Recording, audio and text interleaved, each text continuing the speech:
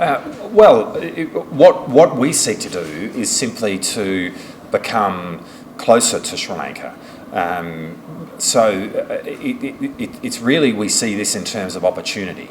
I suppose, to put it simply, from our point of view, an empowered and enabled Sri Lanka is in Australia's national interest.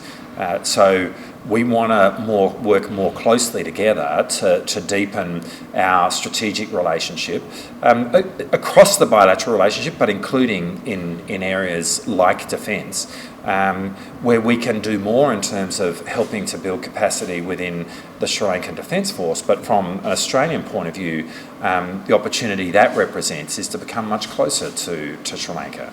And so I think that works in the interests of both of our countries. I mean, we share a desire to see the rules-based order asserted in the Indian Ocean.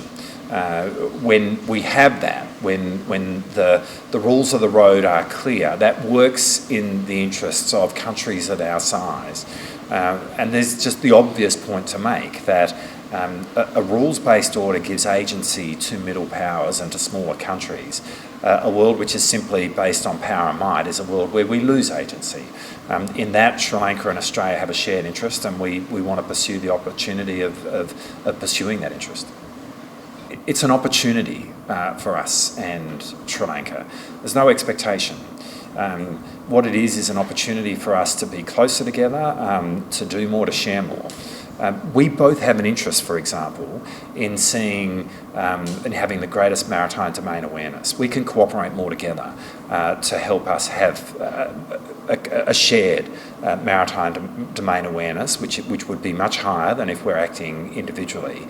It is the opportunity that comes from working together. And so that's how we're approaching it. It's not that there's any expectations or any obligations. It's much more about the language of opportunity. We see this region as profoundly strategically important for us. We come here to take advantage of what we think are the shared opportunities that exist for both of our countries, and that's the basis upon which we're moving forward.